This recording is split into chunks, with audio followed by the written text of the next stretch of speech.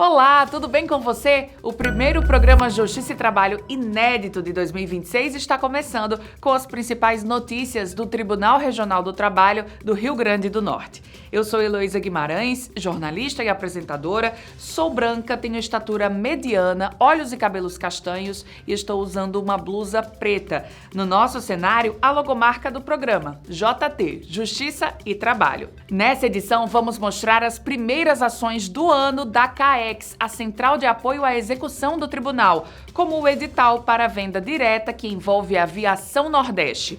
Veja também, campanha Janeiro Branco faz alerta sobre doenças como ansiedade e depressão e conscientiza a sociedade sobre a importância do cuidado com a saúde mental. E ainda nessa edição, vamos falar sobre férias, um direito conquistado há 100 anos. O juiz do trabalho Felipe Amaral conversou com a gente sobre o que mudou de lá para cá. Então fique aí que o Justiça e Trabalho já começou. –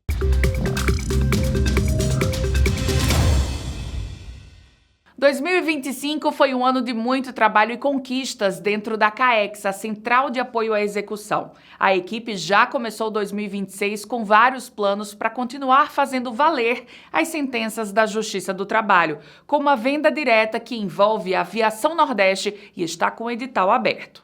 Para 2026, a CAEX já publicou um edital de venda direta envolvendo a Aviação Nordeste. O prazo para envio de propostas segue aberto até 25 de fevereiro. Somente com a medida, o tribunal estima arrecadar aproximadamente R$ 5.200.000. Já o primeiro leilão do ano está previsto para o mês de abril. Nós abrimos agora o edital de venda direta de alguns bens relativos ainda do processo da Nordeste, né? Estamos levando aí a venda direta e, posteriormente a isso, o primeiro leilão já está marcado para abril e vamos dar sequência ao nosso trabalho, né? Numa tentativa de realmente levar à frente essas execuções. O gargalo da nossa justiça é efetivamente a execução, mas numa tentativa de colocar o dinheiro em circulação.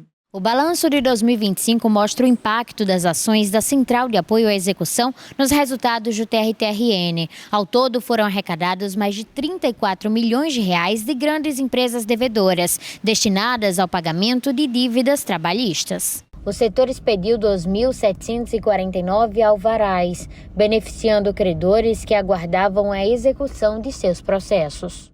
Nós tivemos grandes avanços esse ano, além dos leilões, né, nós tivemos quase que o término do processo da arrecadação dos valores que vieram da arrematação do Parque da Costeira, de R$10 milhões, né, foi um valor bem expressivo, mas fizemos acordos também, fizemos uma parceria com a Justiça Federal e no final do ano foi remetido da 8ª Vara Federal de Mossoró o valor de R$5 milhões aproximadamente da empresa Henrique Lages, que foi arrecadado pela Justiça Federal, em razão da qualidade do nosso crédito trabalhista ser um crédito especial. A CAEX também avançou em outros processos importantes, como o da Impasa e o da Inserve. Nós temos 4 processos bem importantes que nós estamos levando ao fim. Esse é o processo da Inserve, o processo da Jardinense, o processo da Norpim e da Impasa. São 4 processos bem antigos e que os executados, ofereceram proposta de acordo para que os exequentes recebam no valor dos seus créditos em 60%. E esses acordos, nós estamos notificando os credores para saber do interesse desses credores em receber 60% de seus haveres, né? A CAEX é a Central de Apoio à Execução do Tribunal Regional do Trabalho do Rio Grande do Norte. O setor concentra e agiliza medidas como penhoras, bloqueios e a liberação de valores para credores. A CAEX, na verdade, ele é um centro de apoio à execução do tribunal. Nós funcionamos dando esse apoio efetivo na execução. Nós somos responsáveis pelo leilão de todo o tribunal, de todos os bens que são arrecadados na execução do tribunal. E, além disso, nós somos responsáveis pelas execuções dos grandes devedores, as execuções especiais. Aquelas execuções que sobrepassam ultrapassam os processos individuais, né, que tem para a comunidade uma importância maior do que as execuções individuais. Elas vêm aqui para a CAEX e nós fazemos essas execuções especiais. Os grandes devedores e essas execuções especiais são de nossa competência. Janeiro é o mês dedicado à conscientização sobre a saúde mental. A campanha Janeiro Branco chama a atenção para doenças como ansiedade e depressão e reforça a importância do cuidado contínuo com o bem-estar emocional. Criada para incentivar o diálogo sobre saúde mental, a campanha Janeiro Branco usa o primeiro mês do ano como convite à reflexão e ao autocuidado. O objetivo é alertar a população sobre os impactos das doenças emocionais que afetam milhões de pessoas em todo o país. A ideia é justamente a gente conscientizar, falar mais sobre saúde mental, que muitas vezes é um tabu, né? A gente falar sobre cuidar da saúde mental. Tem muito estigma ainda em torno disso, né? Você procurar um psicólogo, você falar que está em terapia, você ir procurar um psiquiatra, por exemplo. Então, essa campanha ela é dedicada a isso, a quebrar esses estigmas, né? Quebrar essas crenças e ficar mais próximo da população. A gente sabe, conscientizar as pessoas de que é importante, sim, cuidar da saúde mental e que pode acometer um adoecimento mental, né? Um sofrimento psíquico, ele pode acometer qualquer um. Qualquer um de nós, e a gente deve procurar ajuda, assim, não deve ter vergonha para pedir ajuda. Entre os transtornos mentais mais comuns estão a ansiedade e a depressão. A psicóloga explica que o adoecimento mental pode ser consequência de diversos fatores. As doenças mentais, elas não têm uma causa única, tá? A gente chama que são multicausais. Então, pode ter repercussão na sua história, histórico familiar. Se você tem algum familiar que já teve depressão, esquizofrenia, ansiedade, então é um sinal de alerta. Até questão de dependência também, né? Dependência química também, né? A gente vê esse histórico.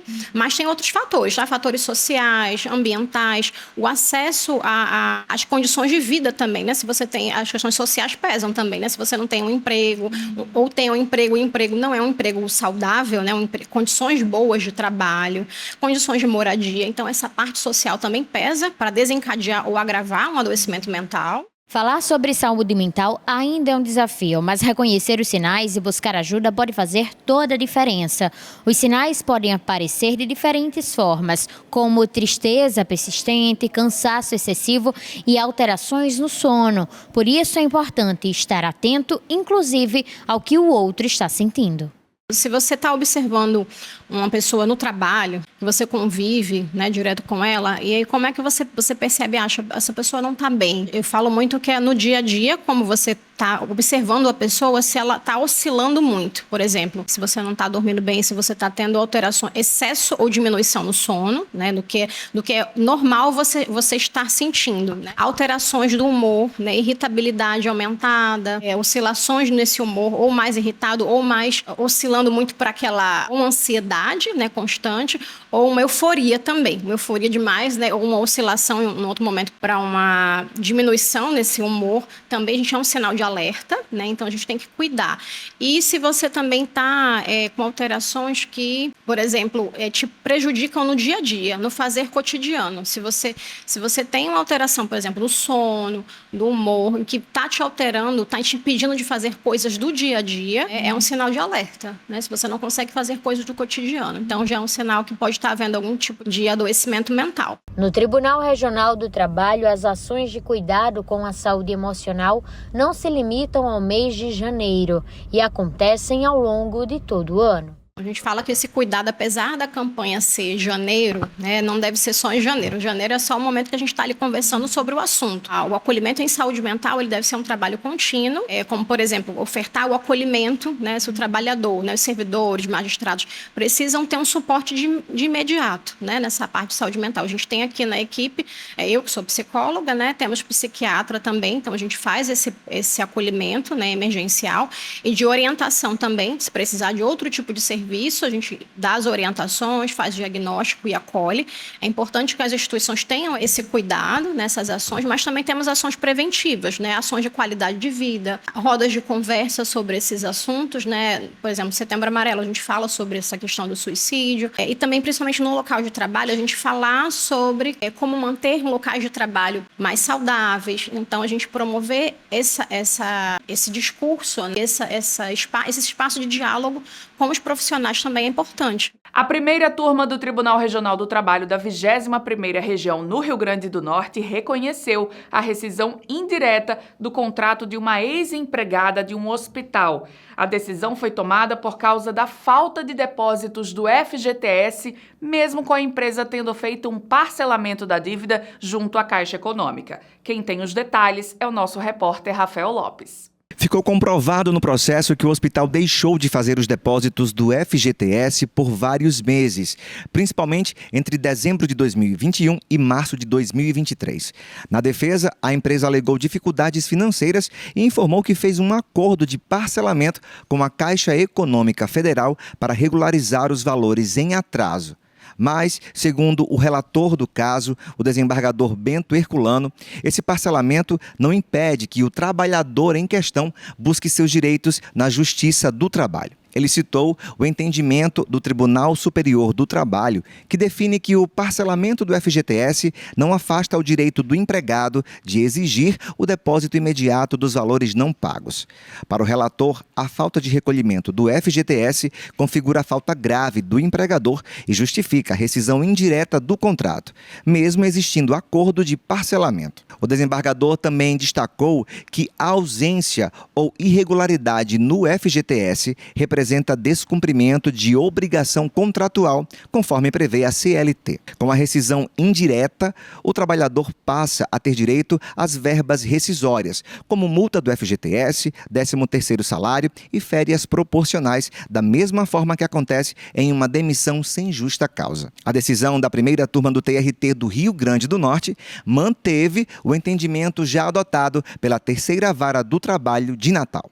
Vamos para o intervalo? Na volta tem uma entrevista com o juiz do trabalho Felipe Amaral. Vamos falar sobre o direito às férias, que completou 100 anos. É já, não sai daí.